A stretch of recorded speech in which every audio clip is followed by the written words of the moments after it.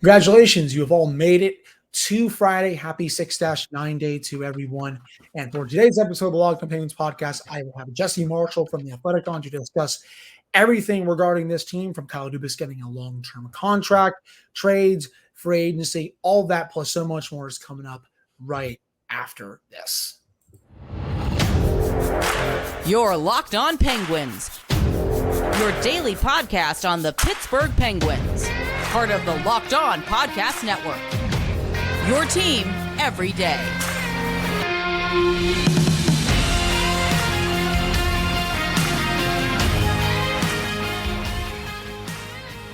Hello, welcome back to another episode of the Locked On Penguins podcast. I am your host, Hunter Hodes. Remember to follow me on Twitter at Hunter Hodes. Follow the show's Twitter at LNR Penguins. And of course, thank you all so much for making this your first listen / watch of the day. We are free and available on all platforms. Today's episode is brought to you by Game Time. You download the Game Time app, create an account, and use code LOCKEDONNHL for $20 off your first purchase. Without further ado, it is my pleasure to welcome on Jesse Marshall from The Athletic, a reoccurring guest for the show. He's been on numerous times. And Jesse, another gorgeous day out here in the city of Pittsburgh, and it's been a little over a week since Kyle Dubas took over as president of hockey operations. No moves yet, but I do think those are coming. Do you agree with the, report out there, or do you agree with the decision about the report that they gave him a 7-year contract where he will be here for not just the end of the Crosby-Malkin era, but going into a rebuild? No, I mean, I think that was part of the allure of getting him here. I mean, I think that's kind of like, to me, just an inconsequential number because they could fire him at any time. You know what I mean? Like that money is that's free money, in essence. So do what you will. Sorry, my charger is falling out of my laptop here. Do what you will with it. It's FSG's foot in the bill, right? So, yeah, like at the end of the day, I kind of expected they were going to toss him a bag, and that was going to be a part of the allure that brings him to the job. So I think money and term are probably two things we'll expect to see in the finer details of this when it officially gets released, but not surprised. Yeah. And again, like if things go really poorly, they'll separate from him and they'll move on, and that'll be the end of it. It's their foot in the bill here. So I think at the end of the day, he wouldn't have taken the job at all if it was they said, hey, come be the general or the president of hockey ops here for 2 years. Right. What's in it for him to do that? Even if they're paying him a lot of money, that's just not enough. Right. So I'm assuming that, with total control comes term, financial stability, and all of the things that are kind of necessary to woo a guy like that over to your city. Yeah, no, I agree. I mean, I heard a couple of days ago that it was 7 times 6, which is a pretty good payday. And I think it makes a lot of sense that, when you give them that kind of money, it's hard for, I think, anyone in that situation to say no. But, be the president of hockey ops, he's going to hire a GM at some point. Wanted to ask you about that, Jesse. You made it known at the press conference. He's going to wait until July to really get this going. No one, he even said, and I agree, no one is going to give permission to talk to anyone right now because the draft is in 2.5 weeks at this point. Free agency is in about 3. I believe it's 3 weeks from the Saturday is the free agency. So when you hear that, who do you expect to be in contention for the GM job, maybe outside of Brandon Pridham? Because I think everyone knows that they're going to try to talk to Toronto in regards to getting Pridham. Outside of that, though, who do you think are some strong candidates for the position? I'm going to lean on Matthew Darsh. Like, I think that, if you talk to people around the game, he's got a probably, I think, one of the more low profiles out there, perhaps among some of the, names with star power attached to them, so to speak. But if you talk to anybody that's been around him for any measure of time, there's a recognition of his smarts, his thorough evaluation process, his reliance on non-traditional methods of evaluation, his cap savvy. These are all things that I think make him a good candidate for the position. And, somebody that, would have the guidance, so to speak, to be able to sit under Dubas's wing a bit and learn from someone who's been in the position and has, been in a high pressure position for an extended period of time. That I think that's probably a preferable place for Darsh to go, right? Because, you kind of have him being shielded, I think, a little bit there from Dubas. I'm thinking of the meme where the army guy's got his arms out like this and there's someone sleeping peacefully in the bed. That's kind of the setup here, right? You get the ability to have a little bit of a lower pressure start. So I think that's one. Jason Botterill is another one that I think probably still bandying about out there. I don't have strong feelings or attachments to him one way or another. I think he'd be a fine pick. I think they could also do better. But I think if he landed in the position, they'd be just fine. And again, someone who's more renowned, I think their big strength is their cap savvy over their player evaluation process, and the ability to hide and work around money and launder money, if you will, in the salary cap. And look, hey, the Penguins could use all of that they can get. I mean, they're going to have dead money on the books. You got to assume Mikael Granlund's going to get bought out. That's dead money. Yeah. Jeff Carter, I think they need to take that toy away from Mike Sullivan, Hunter. I think unfortunately we've learned he's going to use it if it's there. So you buy that out, you eat 100% of that, right? You can't get any wiggle room there. So you got to find someone who's really savvy at freeing that money up. And there's, I argue that Botterill is probably the best in the business at that. So I still think that those are two names that aren't going to be spurned away by the fact that they didn't get the other position. And it's still, potentially open season for them to step in and, still have a in one case, I think a promotion, and I think in another case, a pretty high profile role with, the ability to take it and run it with it sort of unfettered, if you will. Yeah, I definitely understand that. I've been running with this thought on my show this past couple, about the past week or two, where they definitely are thinking about maybe promoting someone from another organization to that GM role. I've also had the thought that they maybe want to structure their front office similar to what the Avalanche do right now, because Joe Sakic for a long time was running the show. He was grooming Chris McFarland, and then now Sakic's the president of Hockey Ops. He kind of helps out McFarland, but McFarland makes the moves.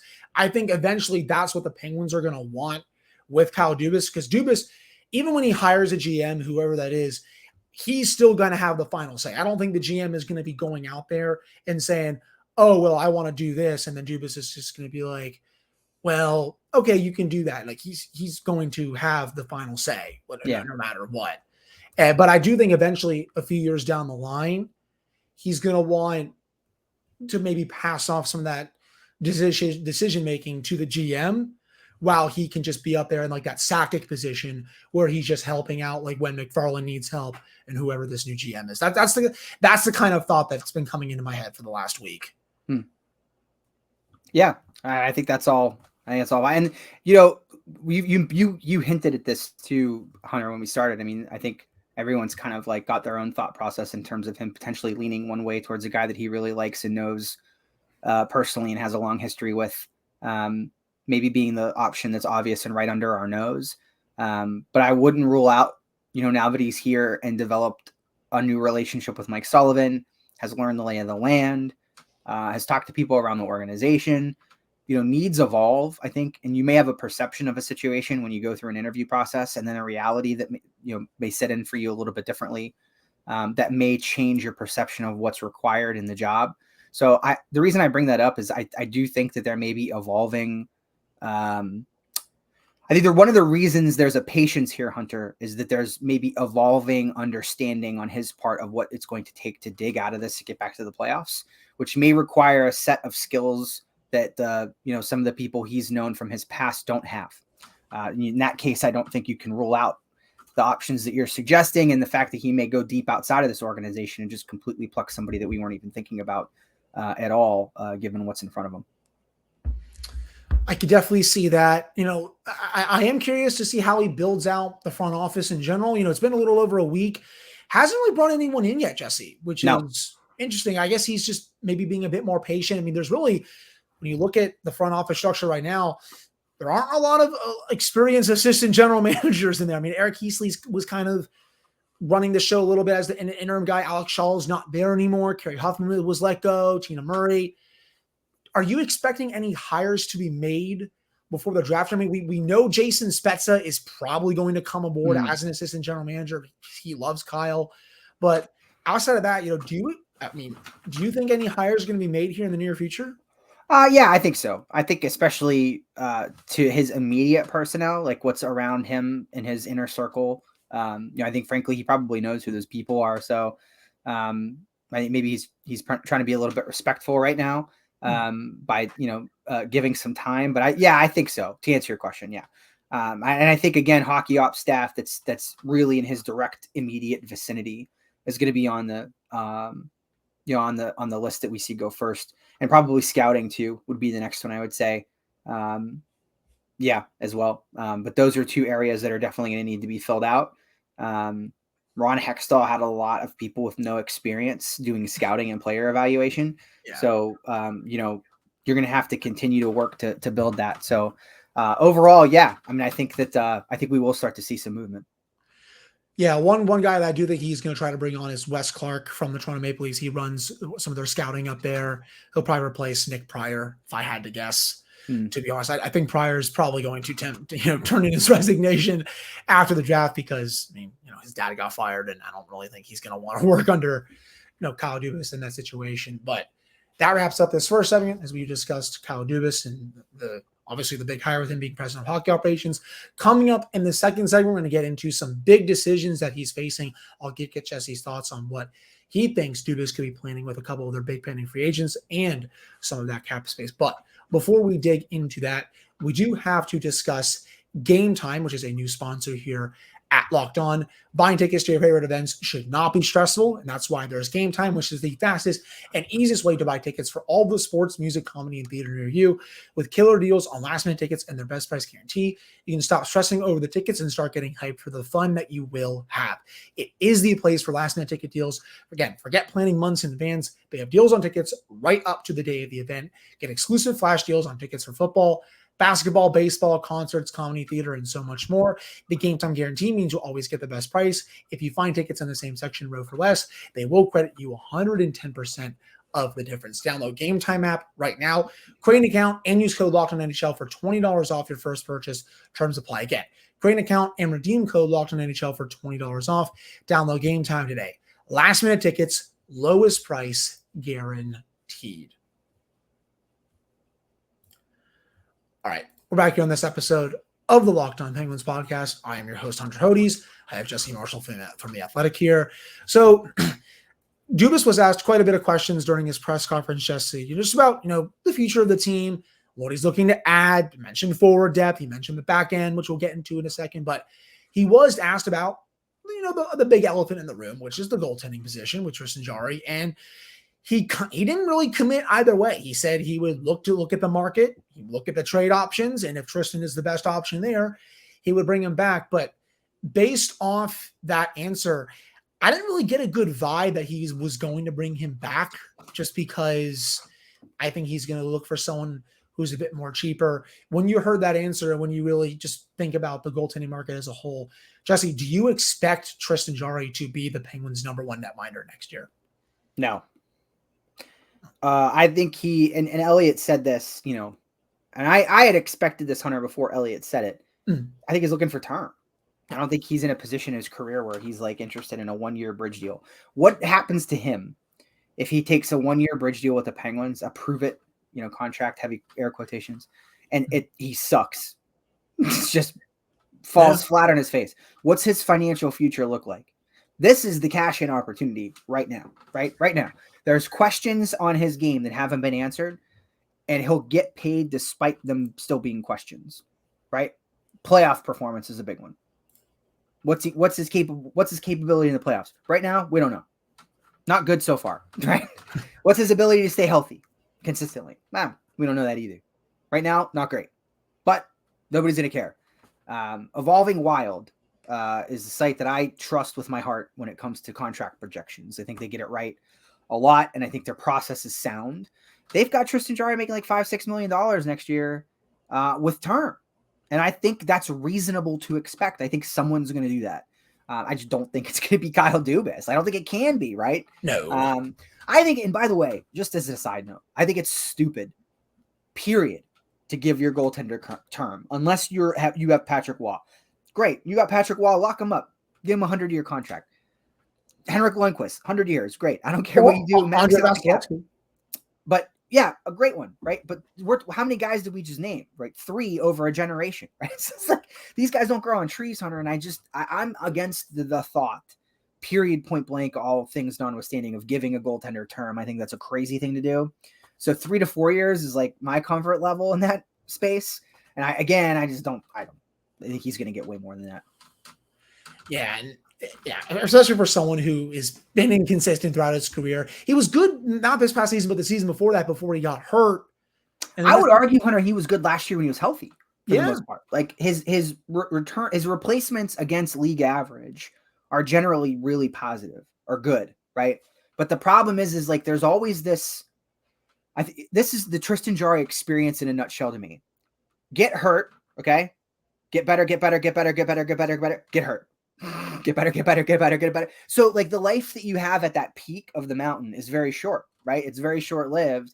And then what drags that peak down is like the ramp up you have to have in getting healthy. And then last year that ramp up never came because he was hurt the entire time. Start to finish. Hurt from start to finish. And they never addressed the backup situation, so they had to overplay him, right? They had to consistently lean on him in situations they probably weren't comfortable doing so. So I think you need 2 goaltenders. Boy, what a match. That was going to be my next question to you. Like, would you get rid of Casey DeSmith as well? Yeah, I would. I would start. You got to just start from scratch, which is hard to do, man. Like, what a difficult ask on Dubas right out of the gate, right? Is not only do you have to address, I'm sure we'll get into defense, I'm sure we'll get into forwards, but the goaltending is the biggest elephant in the room. You said it, and you introduced the segment. That is the fact. This team needs someone who can give them an average performance consistently. It's crazy to say that, but that's what they need. And they get into the playoffs with it, frankly, last season. If somebody's just average for them all year long, great. 60 games of average, they're in the playoffs. They didn't get that.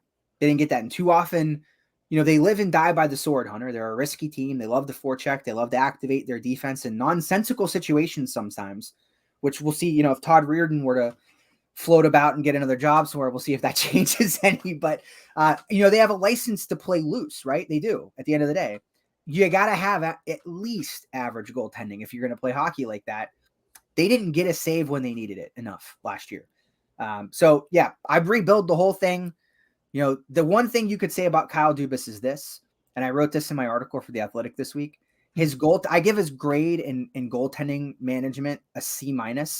Only he never found a long-term solution. No, but in times where he bombed, he also found somebody that worked. There was like a yin-yang to his goaltending signings. Like for every crap one, there was a good one that never stayed healthy or kept it together the whole time. But he has shown a penchant for being able to address goaltending quickly on the fly in an unconventional fashion. So I think that's good. Flip a coin as to whether it's going to work out. I think it's like, what are we stuck with here? But, I think he's shown a penchant to do that. So. And with that, do you expect him to go via the free agent route, even though the class is not that good? Or do you think, Jesse, he's going to try to go the trade route and maybe get one of those big time goalies who are out there? Yeah, maybe not even a big time goalie, Hunter, right? Like you could go knock on the door in Arizona. I mean, the future of that team is a disaster right now, and you have no idea what's happening. And they've got a heck of a goaltender down there that you might be able to snag. You and I both said, I think at one point or another, Aiden Hill was a name that we loved. You could probably toss that in the toilet and flush it, given the work that he's put in the Stanley Cup final. He'll get too much money. Yeah, exactly. Yeah, no, priced out, right? So, yeah, I mean, the other options out there, what's available, right? Okay.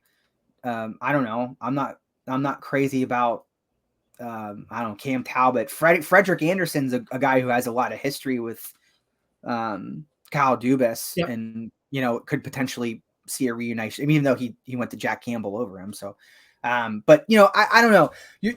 Like you said, that I think if you're going to get a backup, let's put it like this. If you're going to get a good backup, I think you could do that through free agency. I think that's the crop where you go get a backup. If you need a starter, I think you got to probably address that through a trade. And if you do get a starter, I think you have been banging this drum. I have said this on my show numerous times. Jesse, please do not go out and trade for John Gibson. He is not that guy anymore. He has not been that guy since 2018 or 2019. He is not worth it. Yeah, I said, he was from Oregon. He was some goalie that was from Portland, Oregon. I don't think anybody would really care. It's the Pittsburgh connection. And I want to be clear, man. Like, he's not horrible. Okay. It's not like it's not like the bottom's falling out, right?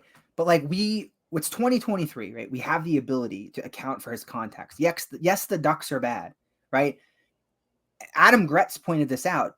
His backups are outperforming him, right? So it's not the Ducks. You can't blame the environment.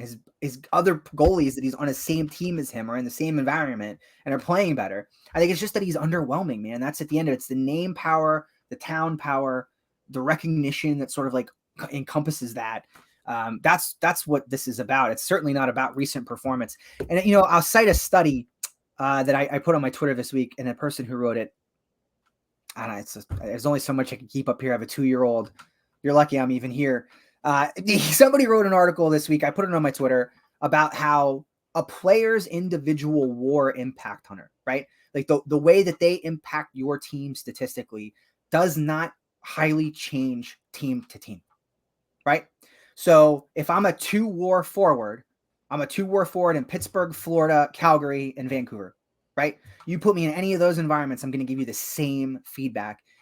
It changes based on like generational talents, and some players are really good, obviously.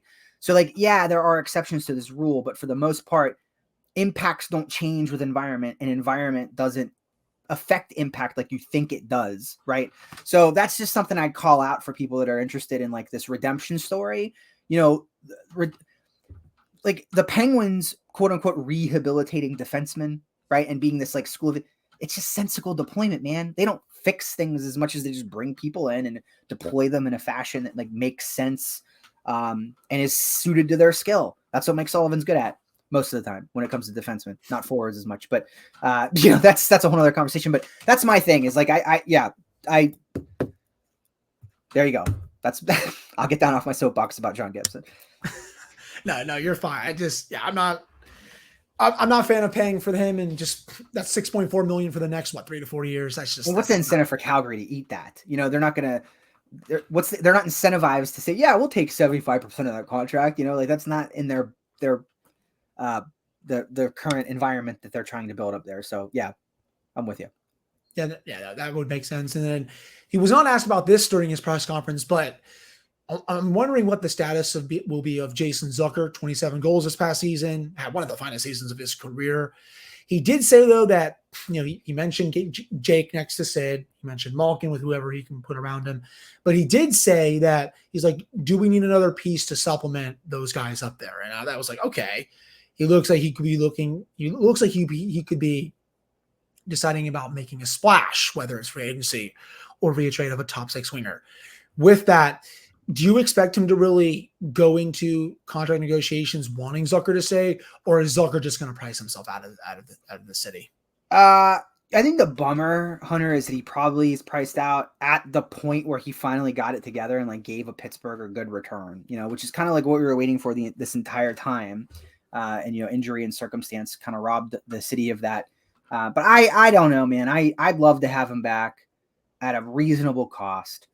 That would require him to take a pay cut. I think a little bit based on what he could get on the open market. I haven't done a contract potential run for him yet. I should do that and see what it is on Evolving Hockey. I don't know. I haven't looked yet, but I'd imagine it's going to be, pretty penny, man.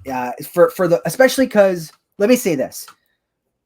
You have to consider the flavor of the National Hockey League right now. Okay. Seattle and Florida both just set the world on fire with their forecheck, right? They took the top off the can and let the forecheck go. I think that's going to be the way of the world, right? Mike Sullivan steered the boat that way a little bit when he took over the Penguins, but now I think it's gone off the Niagara Falls and that's great for hockey, by the way. But guys like Jason Zucker, tenacious forechecker, puck retrieval ability, dump and chase, ability to go up ice and attack. People are going to be all over that. And I just think that the Penguins are probably better served to go out and try to get like Michael Bunting. There's the Michael Bunting reference. I mean, I'm all for it, man. I'm all for it. Give me Bunting, Malkin. Very Kyle Dubas-like move. You can go into free agency. I would love someone like Tyler Bertuzzi, but he's going to price himself out way. What about Alex Killorn? isn't he in his, what is he, 33 now? Or is he Yeah, so you're not going to get younger with the unrestricted crop of free agents. That's for sure. Like, there's no, especially I think anyone really impactful. But yeah, no, I mean, Bertuzzi's out. I don't think there's any route to that without like jettisoning Jake Gensel first, which, you know, is a possibility, I guess, right?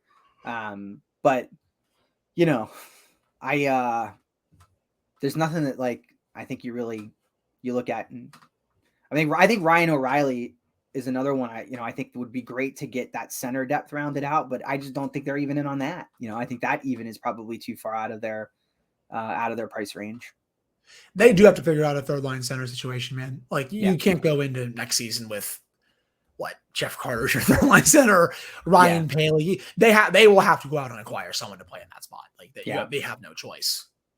Yeah, 100% agree. No, I mean you have to. And I'm all about like Palin could be the fourth line center. That's great, cool. Yeah. No trouble for me on that part, but 100%. You absolutely 110%. Maybe it's Kerfoot. I don't know, but what I'm doing is like naming former Kyle Dubas associates right now. I feel like that's what we've devolved into here, but I feel like there's credence to it too. It's not like, I don't know. I don't feel like he's poorly nepotistic. Does that make sense? Like, I don't feel like he goes back to people that have failed him. I feel like he goes back to people that did a good job for him at one point, which I'll take that over like, people who were good like 6 years ago. Yeah, like the Jim Rutherford approach, to signing certain players. Ron Hextall too, or Hextall for that matter. Yeah. So, but yeah, I don't know. I think that I'm excited to see the possibility. I think Hunter. My prediction is this: we get at least one major trade that makes us go like, ooh, a little bit. And not in a bad way, but makes us as Penguin fans like maybe a little bit uncomfortable, right? Like I think Penguin fans are gonna have to maybe part with someone they really like, and that might be uncomfortable for them, but might be necessary to kick this thing off and turn the boat around the way it really needs to be turned around. So maybe that's Brian Rust. I'm just throwing names out there, but I think that it's a lot easier to operate with a couple extra $1 million of space, and there's only one way to go about getting that. Yeah, this is the most amount of cap space they've had going into a UFA / offseason. It's still not that much. That's the crazy part. It's the most they've ever had. It's still not that much. I know. You have teams like Chicago who have probably $40 million. Look at the contracts they're giving out up there. Yesterday, I'd love to get one of those paydays. Andre, that's nothing to see. Yeah, 4. Hey, I'll go 0-82. You pay me that money. I don't care. I don't win a whole game. I'll try every shift, but I don't care if we win or not. I got my contract. Yeah. And I think one of those situations will be potentially towards the defense, which we're going to get to coming up right after this. But before we get into that, we also have to discuss Bird Dog shorts. First off, they make you look very good. They stretch khaki shorts, and they are designed to fit slimmer through the thigh and leg, giving you a truly sculpted look. They do the exact same thing as Lululemon, but fit way, way better. And they also fit way better than regular shorts that are made of a stiff, restricting cotton. They fixed this issue by inventing cloud knit fabric that looks just like khaki, but stretches so you get a way slimmer fit without having to sacrifice movement. You go to birddogs.com/LockedOnNHL right now, and you can enter the promo code LockedOnNHL for a free Yeti-style tumbler with your order. Trust me, Bird Dog shorts are super comfortable. You can wear them multiple times a week before they get dirty / smell. They are awesome. Remember, that's birddogs.com/LockedOnNHL for a free Yeti-style tumbler. You won't want to take your Bird Dogs off. We will promise you that. All right. I'm back here in this episode of the Locked On Penguins podcast. I'm your host, Hunter Hodes. Remember, follow me on Twitter, Hunter Hodes. Follow the show's Twitter at Penguins. And of course, thank you all so much for making this your first listen / watch of the day. Okay, Jesse. So another thing that Kyle really discussed during his presser, and I probably said that 5,000 times this episode, was the back end. And I read Josh's article in The Athletic today. I definitely have gotten the sense that he's not going to say it, but I get the sense, and this is just me guessing, that he's not happy with how that blue line looks right now, with how it's mainly just Chris Letang, Marcus Pettersson, and a whole lot of blah, to be honest. You got Jeff Petrie's overpaid, Jan Ruda, who doesn't really do much of anything. Chad Ruedel does what he can do, just a lot cheaper. Brian Dumoulin's walking. You have P.O. Joseph, who's still decent, but I don't know how good he's going to turn into. Ty is still there. Do you expect there to be a major trade or just a major overhaul of the back end this offseason. Has to be. Yeah, has to be. I think if we follow the evolution of this and like where it went, the idea was we got to get bigger, right? We got to get stronger. We're going to get tougher. Last year? Yeah, last year. And that ultimately meant worse, right? I think ultimately that's the direction it ended up. So yeah, you've got to make changes. I think Chris Letang, no issue, right? You said it. Marcus Pettersson, no issue. I think Dmitry Kulikov experience is probably over, right? New one. Yeah, you could probably move Jeff Petry when it's I think 15 teams on him. Maybe it's a 15. No, 15. Yeah. So there's possibility there, like a little bit more. I think. I think Jan Rutta is the one that you look at and that sticks out like a sore thumb. That say like, hey, you could probably move this player and get something decent for him. The name that I think like has come up to me a bunch that I'll throw out there is Carson Saucy. That's coming out of Seattle. Has a history of linkage to Kyle Dubas, good penalty killer, which the Penguins could really use. So that's one I'd think about. There's a lot of names I'd avoid, to be frank with you, Hunter, like Matt Dumba, no thank you, right? I think if you could find a way to get Gostisbehere, great. That'd be a great ad. I don't know how you do that. But again, we're in the same kind of lane here when we're talking about, this is trade and sign, right? Like you're going to need to move to add. So I think you potentially have someone coming in from being signed somewhere, maybe. But I think at the end of the day, maybe there's a player for player trade you make, like a D for D swap you do with another team based on a need that they have. And I'm talking about, with Jeff Petry, you have the ability to have a power play point producer for a first or second unit potentially. And that talent may still be there for someone. So, you need swap with people potentially. Yeah. To answer your core question, I would 100% like to see it get overhauled. I'd like to see more, and it's funny to say this, but like, I do think this is where Kyle Dubas has done his best work. Okay. Like ultimately, like going out and getting Mark Giordano. The Leafs breakout was really patient. And I know that people think of like the Leafs as this fast attacking team, and that's true, but they do a lot of that off the counter. That's off the counter. They've stolen pucks, and now they go back and account. Their actual controlled breakout is methodical, slow, and will be restarted ad nauseum until it's right. That was the one. Those forwards were looping back like they were in the Daytona 500. If it wasn't there, like they were going to come. So the reason I say this is it required a type of defenseman. That defenseman was patient, methodical, could handle the puck, could distribute the puck, and could skate. There were a lot of guys that came through that worked out really well in that regard. I mentioned Mark Giordano as being one of them. You could go, I think even further back, TJ Brody, sorry, name escaped me for a second. TJ Brody's one I talked about extensively that fit that need and was super good for Kyle Dubas. So he's got a track record, I think, of going out and finding guys that could do this job. The rehabilitation, if you will, of Cody Ceci really started there and ended in Pittsburgh. So I trust that the player evaluation decisions will be strong. The track record of that is there. But to your point, yes, it needs to change, and yes, it's going to be a heavy lift. He also went out and got Jake Muzzin when Muzzin was still pretty good. So he has shown an ability to know who good defensemen are in this league and pay a premium to get them, So whether you're trading for, I don't know. I mean, I've been throwing out Noah Hanifin out there. I put Matt Grzelcyk on my show yesterday because Boston has a cap crunch coming. Maybe you could do Brandon Carlo if they want to trade him or something like that for the right side. I'm not really sure, but I know that they need to get someone to play on the left side in the top four. If your top four is P.O. Joseph and Marcus Pettersson, I mean, no disrespect to either one of those two. No. And Hunter, I'm very bullish on Marcus Pettersson, but he has to have somebody else there with him that's got a little bit more oomph, if you know what I'm saying. Yep. Yeah, and I mean no disrespect to P.O. Joseph too. I think he's a fine NHL defenseman, but if those two are your top four on the left side, there's problems. Yeah, like you need to go out there and get someone who's you could argue Columbus is doing shot. Go ahead. You could argue Columbus is doing better than you, right? They're the class of the Metro. What a contract that is. Damon Severson, 8 years, $6.25 million. That's someone who is trying to save his job in Jarmo Kekalainen right now. And if they do bad again next year, he's probably going to get fired. So if you make it that far, yeah.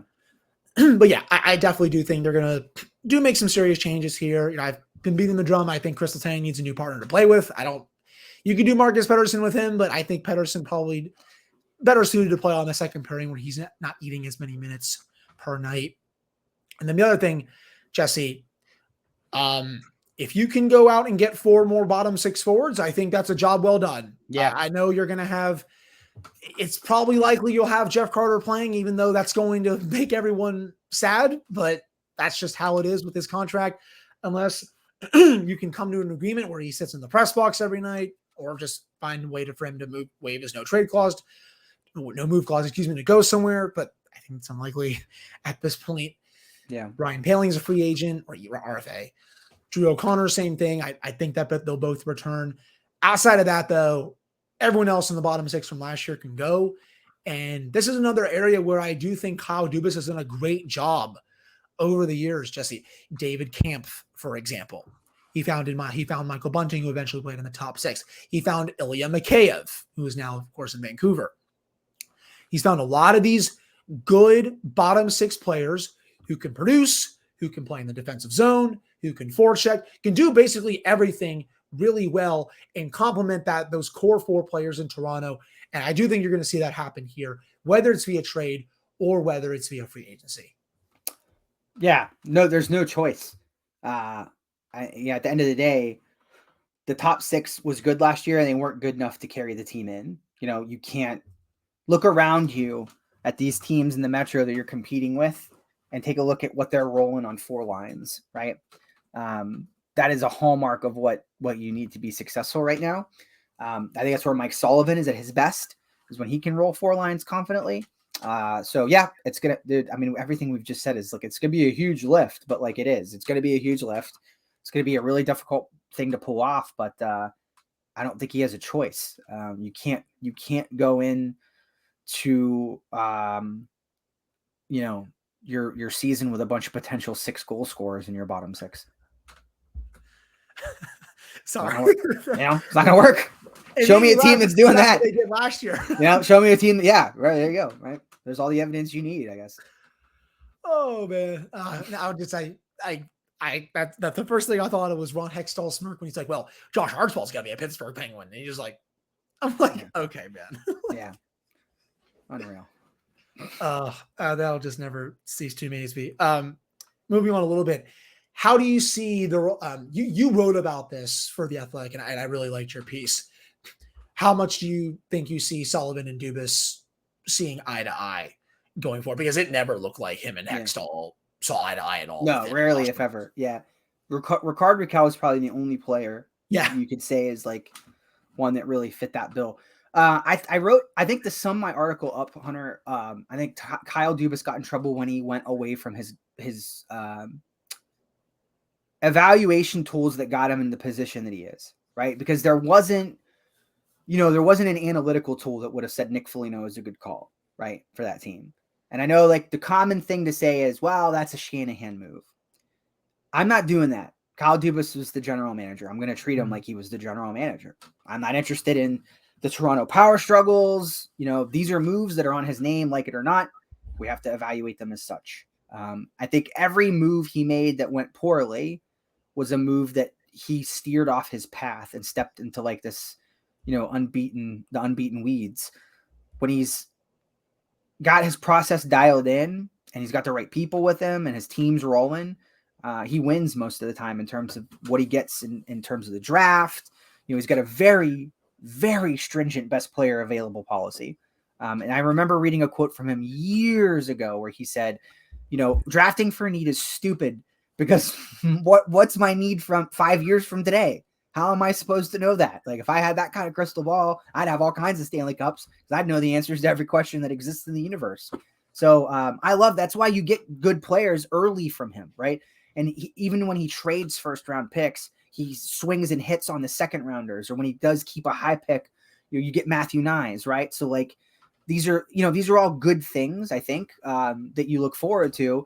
But when it goes bad because he steers away from that. And I think that's a lesson learned, hopefully, from him, right? And that's like a growth period where he's like, oh, if I learned that if I steer off the beaten path, it doesn't go. So maybe we'll see what we get. But like, yes, I would say it'd be hard for him, Hunter, to have a worse relationship than Hextall did with Sullivan, and that's just based on evidence.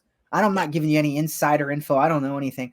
Look at the players he brought in. They didn't fit the system at all. And I think that Mike Sullivan probably stubbornly kept playing them to prove that point. Like, I don't think he was going to overhaul his whole system in the middle of the year and try to find some bizarro middle ground for a general manager that kept giving him players that couldn't forecheck. So I expect that element to be strong again. I think the league's trending, and I mentioned it earlier, I think the league's trending in that direction. I think the Penguins need to hard commit to it and get back to it. You can't make 33 plus year old players faster, but you could surround them with players that make them look faster and retrieve pucks well and do a lot of that dirty work. And there are names out there that fit that bill. So there's a good chunk of them, that's for sure. One thing I did notice with Kyle Dubas' history going into the draft as well, just to change gears a little bit, he likes to trade down a lot. He's a big proponent of stacking up draft picks, and that's made me wonder, Jesse, would he trade out of the 14th pick to go down a little bit?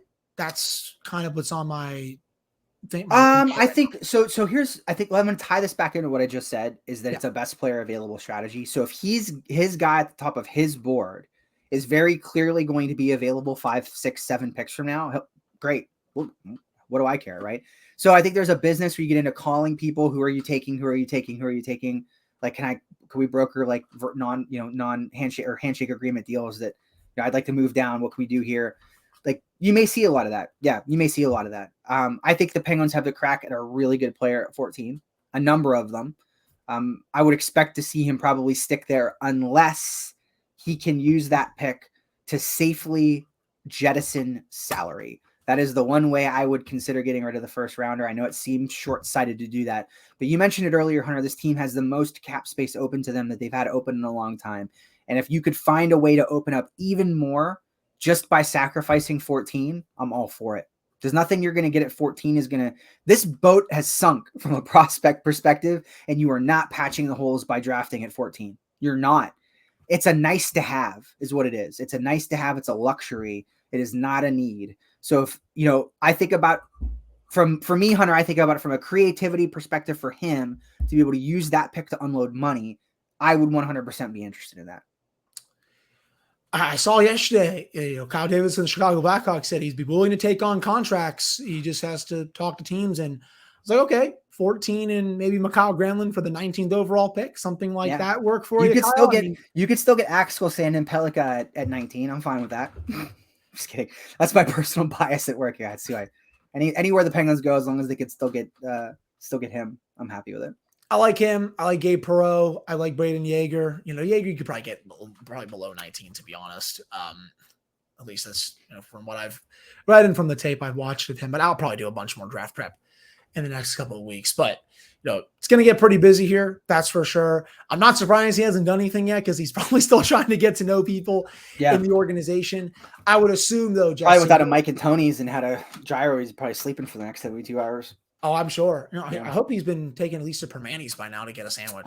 I know. Somebody tweeted me today and they're like, hey, I'm coming to Pittsburgh for the first time, going to Permanis. What else should I do? I was like, don't go there.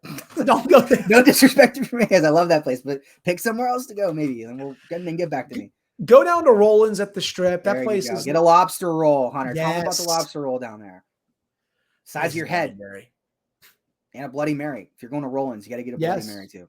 Yeah, I would. If I were Jen Bolano, I would have sent Kyle to Rollins. Maybe that's where she took him. Maybe that's why. Maybe that's why I took the job. That's where they went. Yeah, this is an unsponsored Rollins podcast. Call Hunter and Locked On for more information about picking up a sponsorship. Follow me on that. Maybe I'll get a sponsor with Rollins at some point. I love their sandwiches, but this is a very exciting time. I don't think you'll see any moves from this team until the draft. I know there's been a fair amount of movement this week, Jesse, from around the league. Yeah. Been pretty crazy with some of the trades we've seen. I don't think Kyle will do anything, though. He's just going to be patient for the next couple of weeks and then maybe try to see what's out there. Real quick, though, to end it, Stanley Cup final, 2-1 for the Vegas Golden Knights. The Panthers basically saved their season on Thursday night with a little over 2 minutes left. Matthew Tkachuk showed that he still has that dog in him. He's one of the best players in the league. How do you see the rest of the series going? Florida has to prove to me that they can continue to do what they did last night in getting to the tough areas of the ice in front of the net. Vegas has been super good at killing Florida's cycle before it has an opportunity to really take off and get going. Been hitting them off the counter. Their gap control defensively has been super aggressive. And Florida's had a really hard time working around that. If they equalize, I think we got a totally different series. It's the stupidest statement ever. Of course, we have a different series on our hands, but you get what I'm saying. Like, I think if a 2-2 series is a coin flip for me, especially if Florida can have Vegas second guessing that tough gap. And what I'm talking about, Hunter, is for Florida, I'd love to see them lean off of dump and chase and start carrying pucks in more and making Vegas pay for being so aggressive on the blue line. That's how you start having people second guess themselves. You could start changing up what you're doing on your attack, make a little area passes to work around guys. That if that's the way this thing goes and that's the way this thing plays out, that's the adjustment that, there are adjustments that need to be made in that direction. If they don't get made, I think Florida's going to lose. Yeah, that's very fair. And I'm excited to see if those adjustments are made, heading into game 4, because that's another must-win game here for the Cats. That building was rocking. I love seeing the Rats go on the ice. It's their first Stanley Cup final win. I don't like that at all. It's PTSD for me as a child, man. I remember. That was the year before I was born. I know. Well, you were, yeah, but I was a child. It was a very impressionable child. And I remember Tom Barrasso hiding in the net, leaned forward underneath the net because the Rats were coming down. So, and plus, the story of the origin of that is just so gross, dude. Like, Scott Millamy just shot a rat with a stick like that, and then it took off, and people went crazy about it. That's just it's a weird tradition to me.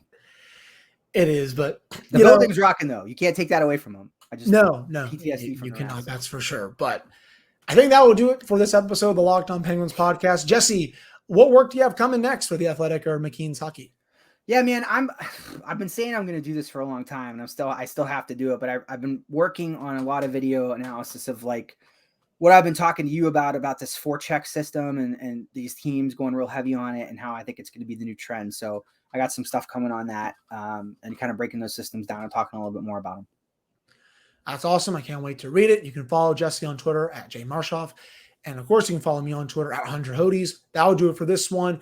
I'll be back with another episode for you all on Monday. Hopefully, this Stanley Cup final will be 2-2, since I did pick the series to go to 7 games. I don't want it to be over very quickly, but we will see what happens. Game 4 will be on Saturday, and we'll see if maybe by some miracle Kyle Dubas decides to do anything over the weekend, but probably not. He's probably just going to keep getting to know everyone and going to more places in the city. But again, that'll do it for this one. Thank you all so much for tuning in, and I'll see you all on Monday.